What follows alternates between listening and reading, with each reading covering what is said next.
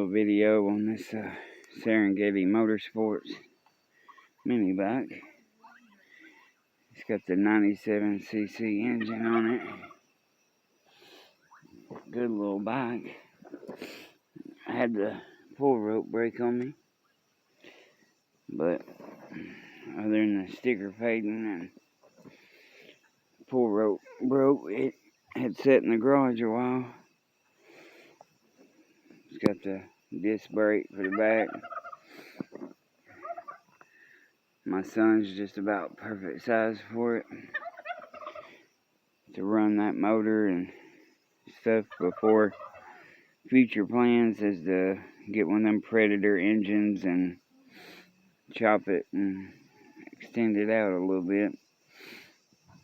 But yeah, I think I'm gonna take that carb off and clean it and take this off and redo that. Get our tires back in good shape and we'll be good to go. Appreciate y'all watching. Stay updated. Please like and subscribe. There'll be this. I'm gonna work on this. Be something that I'm working on as I start breaking out the welder and building some a custom back bumper for this and research coming up. A lot of things I've done recorded.